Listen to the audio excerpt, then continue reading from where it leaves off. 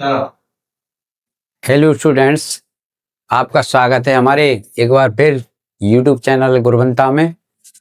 हम आपके लिए आज प्रेजेंट कंटिन्यूअस से रिलेटेड इंटरोगेटिव एक्सरसाइज एंड उसके रूल्स लेकर आए हैं कि हम किस प्रकार प्रेजेंट कंटिन्यूअस टेंस के first type interrogative and second type interrogative sentence बना सकते हैं। तो फर्स्ट ऑफ ऑल जो हमारा रूटीन वर्क है वो ये रहता है कि हमारी प्रायर नॉलेज सबसे पहले रहती है, क्योंकि विदाउट प्रायर नॉलेज के हम आगे अगर बढ़ेंगे तो उसमें हम सक्सेस नहीं होंगे। तो देन प्रायर नॉलेज, जैसे हमने आपके लिए प्रेजेंट कंटिन्यूअस से रिलेटेड एफर्मेटिव सेंटेंस बताए थे जिसमें जिन वाक्यों में बात को स्वीकारा गया था, और उसके बाद हमने आपके लिए नेगेटिव सेंटेंस बताए थे तो उसमें बात को अस्वीकारा गया था किसी कार्य को करने के लिए कि हम इस कार्य को नहीं कर रहे हैं। और ये भी बताए थे कि नेगेटिव वर्ड जो हम उसकी रिकॉग्नाइज करेंगे, कैसे करेंगे कि नेवर, नॉर, नाइदर और नो, ये हमारे नेगेटिव वर्ड होते हैं। तो हम इन्हीं को पहचान लेते कि ये हमारा सेंटेंस नेगेटिव है। तो देन नेक्स्ट, ये अब आगे की एक्सरसाइज हमारी first type interrogative and second type interrogative चलेगी। तो देखिए सभी भैया बहन आप पहले से जानते हैं कि कोई भी हिंदी वाक्य होता है, किसी भी हिंदी वाक्य में यदि क्या शब्द सबसे पहले आता है तो उसको हम फर्स्ट टाइप इंटरोगेटिव सेंटेंस कहते हैं। दूसरा, यदि किसी हिंदी वाक्य में अगर प्रश्नसूचक शब्द जैसे why, what, when, how, where, how long, how much, how many, which, अगर ये वर्ड हमारे रिलेटेड इनकी हिंदी अगर हिंदी वाक्यों के बीच में आती है तो वे सेकंड टाइप सेंटेंस कहलाता है। तो ये हमारी हो गई पहचान। तो पहचान हमेशा हम याद रखेंगे। दूसरा, इनमें प्रश्न किए जाते हैं या इंक्वायरी की जाती है तो ये हमारे इंटरोगेटिव सेंटेंस कहलाते हैं। तो अब हम देखिए एक्सरसाइज सॉल्व करने से पहले, आपको एग्जांपल्स बताने से पहले आपके लिए फॉर्मूला लिख के दिखाते हैं, क्योंकि formula is must of solving this present continuous sentences. So that देखिए कि फॉर्मूले के अकॉर्डिंग अगर हम सेंटेंस को हम बनाएंगे यानी ट्रांसलेट इंग्लिश में करेंगे तो हमारा कभी भी सेंटेंस रॉन्ग नहीं होगा। तो देखिए सबसे पहले जो स्टार्टिंग फर्स्ट है वो स्टार्टिंग हेल्पिंग वर्ब। तो starting helping verb it means starting helping verbs. तो देखिए ये फर्स्ट टाइप कहलाता है। तो सबसे पहले स्टार्टिंग हेल्पिंग वर्ब, इसको हम ऑक्सिलरी वर्ब भी कहते हैं, यानी हेल्पिंग वर्ब को हम ऑक्सिलरी वर्ब भी कहते हैं। तो स्टार्टिंग हेल्पिंग वर्ब, तो देखिए कैसे करते हैं, इसका फॉर्मूला बनाएंगे सबसे पहले। तो इसको हम क्या कहेंगे, ये कहलाएगा हमारा फर्स्ट टाइप जो कि लिखा हुआ ऊपर। तो सबसे पहले हम फॉर्मूला बनाते हैं हेल्पिंग वर्ब। तो अब हम बनाएंगे अभी कॉमन फॉर्मूला। अभी कॉमन फॉर्मूला में क्या है कि इसमें जो हेल्पिंग वर्ब आ रही है हमारी प्रेजेंट कंटिन्यूअस में वो इज, एम, आर चल रही है। तो सबसे पहले हम देखिए हेल्पिंग वर्ब लेते हैं।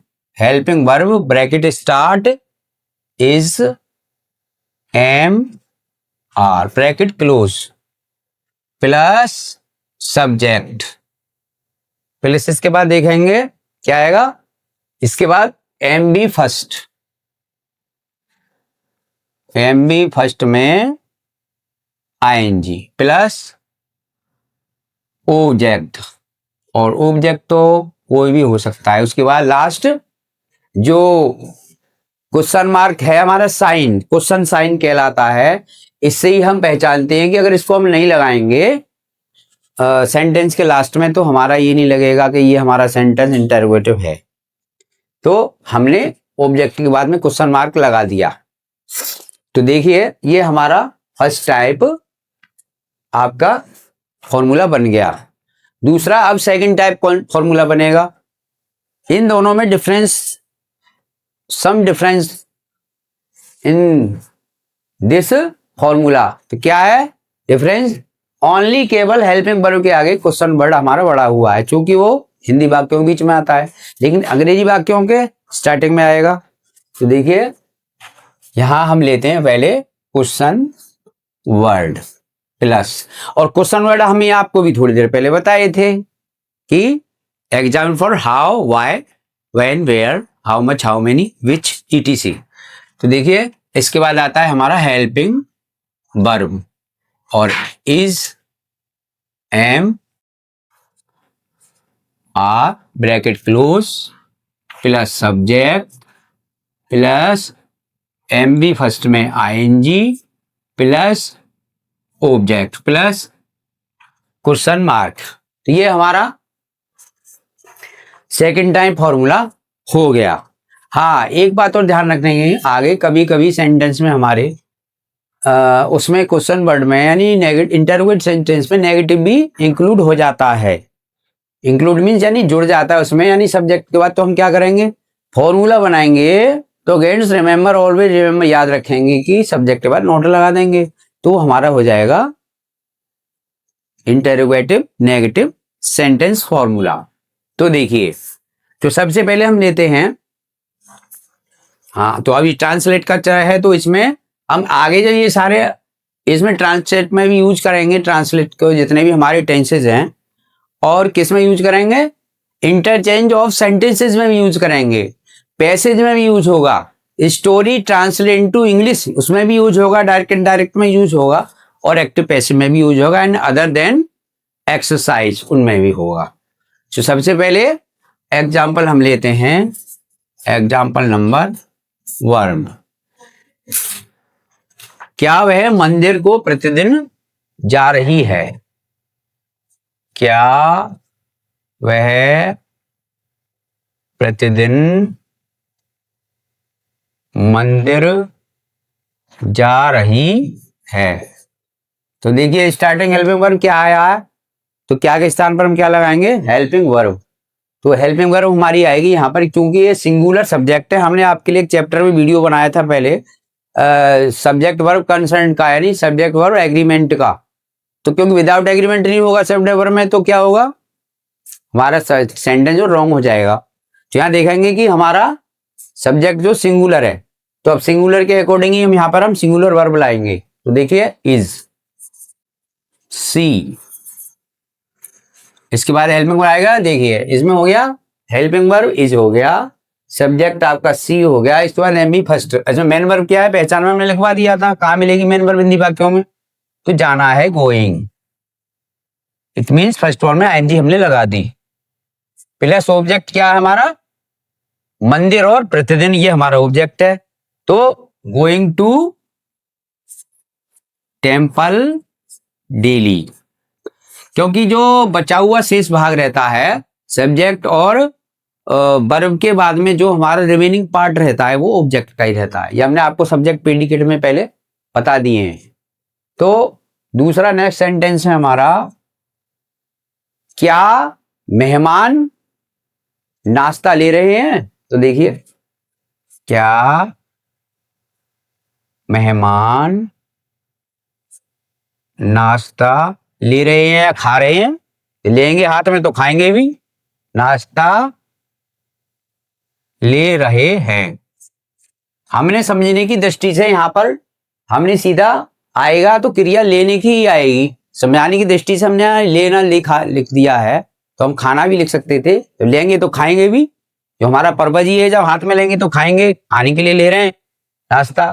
तो क्या है कि इसमें लिखेंगे आर, वही हेल्पिंग वर्ब आएगी पहले, are the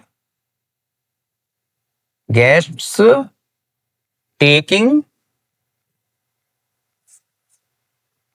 breakfast, breakfast question mark. तीसरा एग्जांपल देखिए, ये हमारे अभी फर्स्ट टाइप फॉर्मूले के चल रहे हैं सेंटेंस। क्या वे अपने कमरे में सो रहे हैं? क्या वे अपने कमरे में सो रहे हैं? Question mark. देखिए हेल्पिंग वर्ब लाएंगे, कहां से लाएंगे हेल्पिंग वर्ब? उठाएंगे हम, सीधे जाएंगे लास्ट में, सेंटेंस के लास्ट में जाएंगे और यहां से हेल्पिंग वर्ब है कि अंग्रेजी आर लाएंगे। ठीक है, तो आर हमारे ऊपर फॉर्मूले में लिखा हुआ है। ठीक है, ये क्योंकि ये प्लूरल का है, ये प्लूरल का है, ये सिंगुलर का वर्ब है हेल्पिंग। आर दे, इसके बाद देखिए फॉर्मूले आएगा ये sleeping. Are they sleeping there in the room. अब यहां देयर क्यों आया जी भी देखना है। देयर इसीलिए आया है क्योंकि अपने की अंग्रेजी ये रिलेटिव सब्जेक्ट के अकॉर्डिंग आती है अपने के लिए। तो यहां पर दे आ रहा है, तो दे क्या है? ये मुख्य इसका मेन ओनर है, यानी मेन मालिक है इसका, प्रोनाउंस के, इसके दे के फैमिली का। तो इसके ये सबऑर्डिनेटेड है, इसकी फैमिली के है, तो इसमें क्या है कि ये देयर आएगा, ऑब्जेक्ट है देयर इसमें। यहां अब आता है आपका फॉर्मूला नंबर, ये सेंटेंस नंबर 4। क्या बच्चा रो रहा है? क्या बच्चा रो रहा है? तो देखिए रो रहा है आ रहा, तो है की इंग्लिश आएगी यहां पर इज द चाइल्ड, सब्जेक्ट आएगा, मेन वर्ब की फर्स्ट फॉर्म में आईएनजी आएगी। Is the child weeping. Object हम कोई भी जोड़ सकते हैं इसमें अपनी तरफ से, यानी ऑब्जेक्ट हम जोड़ सकते हैं, केवल इसमें सब्जेक्ट और इस समय वर्ब है, केवल ऑब्जेक्ट नहीं है इसमें। ऑब्जेक्ट हम जोड़ सकते हैं, जैसे is the child weeping at this time, क्या बच्चा इस समय रो रहा है, तो जोड़ सकते हैं इसमें। तो ये हमारे क्या हुए, ये हमारे जो है फर्स्ट टाइप इंटेरोगेटिव सेंटेंस हो गए। और सेंटेंस किसके हुए? प्रेजेंट कंटिन्यूअस टेंस के। तो ये लास्ट हमारा एग्जाम्पल है, उसके बाद इसकी एक्सरसाइज बाद में होंगी। तो आगे आता है हमारा अब सेकंड टाइप। सेकंड टाइप में फर्स्ट टाइप में आपको डिफरेंस बताया था, केवल यहां पर क्वेश्चन वर्ड बड़ा हुआ है, क्वेश्चन वर्ड की इंग्लिश आएगी यहां पर, क्वेश्चन वर्ड जो आए बात ना आएगा बीच में। तो देखिए क्या है, सबसे पहले हम फॉर्मूला बना ही लिया है, इसके बाद चलेंगे हम। क्या तुम इन दिनों क्या कर रहे हो? इन दिनों तुम क्या कर रहे हो, या तुम आजकल क्या कर रहे हो। आजकल की अंग्रेजी वैसे नाउ डेज होती है, लेकिन यहां पर दीज डेज आएगी, क्योंकि आजकल में क्या है कि आजकल थोड़ा सा उसमें नाउ डेज में थोड़ा सा टाइमिंग लॉन्ग हो रही है, इसीलिए वो नाउ डेज होगी। लेकिन यहां पर चूंकि वो करंट की बात कर रहा है, इसीलिए यहां पर दीज डेज आएगा। ठीक है ना, वो कहता है इन दिनों तुम क्या कर रहे हो। एग्जाम्पल नंबर 1, इन दिनों तुम क्या कर रहे हो। हाँ, एक चीज आपको स्टूडेंट से ध्यान करने की है, क्या कि जैसे यहां पर सब्जेक्ट से पहले ये इन दोनों आ रहा है, और आप सेंटेंस बनाते हैं तो आप क्या मिस्टेक करते हैं, आप इसी की इंग्लिश बनाना शुरू कर देते हैं, लेकिन यहां पर इसकी इंग्लिश नहीं आएगी स्टार्टिंग में। यहां सबसे फॉर्मूले के अकॉर्डिंग क्या आएगा, क्वेश्चन वर्ड आएगा यहाँ। तो यहां आएगा व्हाट सबसे पहले, फिर आएगा हेल्पिंग वर्ब आर, किसके अकॉर्डिंग, यू के अकॉर्डिंग, तुम, व्हाट और यू, और फिर वही डूइंग, करने की डू है, आईएनजी लगा दी हमने। What are you doing these days, these days और क्वेश्चन मार्क। ठीक है, तो आगे देखिए, उन्हें कौन बुला रहा है, उन्हें कौन बुला रहा है, उनके लिए। ठीक है ना, उन्हें कौन बुला रहा है। उन्हें या उनको, उन्हें कौन बुला रहा है। अब इस सेंटेंस में एक चीज ध्यान करने की है, उन्हें या उनको, तो यहां पर उन्हें की इंग्लिश शुरू नहीं आएगी, यानी क्वेश्चन वर्ड के बाद नहीं आएगी, ये बाद में जाएगा, ये ऑब्जेक्ट है इसीलिए बाद में जाएगा। तो बनाएंगे तो अभी पता चलेगा। हु इज कॉलिंग देम, उनको या उन्हें हिंदी में बात है कि उसका क्या है, सिनोनिम में समानार्थी है। ठीक है, हु इज कॉलिंग देम, उनको कौन बुला रहा है। तो ये छोटी छोटी बातें भी जब हम सेंटेंस बनाते हैं उसमें बीच बीच में आती हैं, तो अगर हम इनको भूल जाएंगे तो हमारा सेंटेंस गलत ही होगा। यानी कि कॉलिंग इंटरनली ग्रामर की जानकारी हमें होनी चाहिए। ठीक है, मैं अपनी माताजी को एक पत्र क्यों नहीं लिख रहा हूं, तो बनाएंगे मैं अपनी माताजी को एक पत्र क्यों नहीं लिख रहा हूं। ठीक है, मैं एक पत्र अपनी माताजी को क्यों नहीं लिख रहा हूं। अब देखिए थोड़ा लॉन्ग सेंटेंस है, तो इसमें देखिए थोड़ा सा क्या है कि यहां कई चीज आपको ध्यान रखनी है। एक तो ये माताजी को आ रहा है, माताजी को, तो यहां प्रीपोजिशन आएगा टू। ठीक है, और देखिए अपनी के लिए हमने अंग्रेजी बताया था, वो सब्जेक्ट के अकॉर्डिंग आएगा। अगर यहाँ आई का आ रहा है मैं, तो यहाँ माई आएगा। ठीक है, ये ध्यान रखना है आपके लिए। तो सबसे पहले क्या लाएंगे अकॉर्डिंग वाई, क्योंकि अंग्रेजी आएगी वाई। उसके बाद चूंकि आई है इसीलिए आई के साथ तो एम ही आता है ऑलवेज। देखिए वाई एम आई। इसके बाद लिखने की आएगी इंग्लिश, मुख्य क्रिया लिखना है इसमें। Why am I writing, writing a letter, writing a letter to, देखो प्रीपोजिशन आ गया ना, को, writing to my mother, my mother and question mark. ठीक है, आगे चलते हैं। तुम वहां क्यों नहीं जा रहे हो, तुम वहां क्यों नहीं जा रहे हो। तो देखिए तुम वहां क्यों नहीं जा रहे हो, तुम वहां क्यों नहीं, तुम वहां क्यों नहीं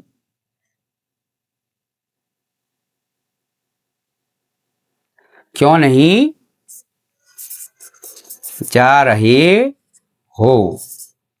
तो देखिए क्योंकि अंग्रेजी वाई, आर, यू की अंग्रेजी you, why are you not.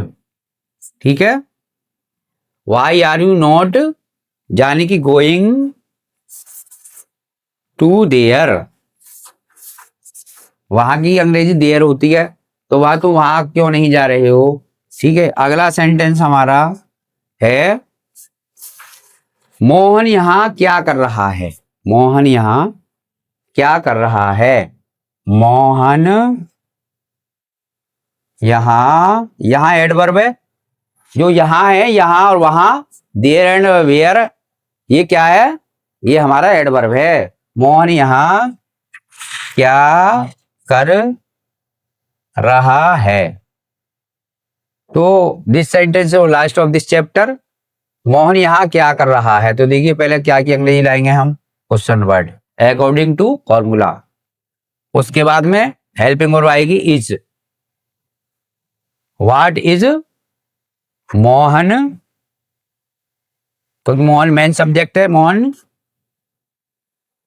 Doing here. तो आशा करता हूं कि आई होप दैट कि आपके लिए आज की वीडियो पसंद आएगी। So thank you for this video watching. Radhe Radhe दोस्तों, मैं अनन्या गुरवंता से। उम्मीद है आपको आज की क्लास पसंद आई होगी। ऐसे ही हमारी डेली क्लासेस आती रहेंगी, तो वीडियो को लाइक करें, शेयर करें और कमेंट जरूर करें। अगर कोई क्वेश्चन समझ नहीं आया हो या कोई प्रॉब्लम हो तो कमेंट बॉक्स में लिख दे। और इसी तरह की और क्लासेस देखने के लिए हमारे चैनल गुरवंता को सब्सक्राइब करें। धन्यवाद।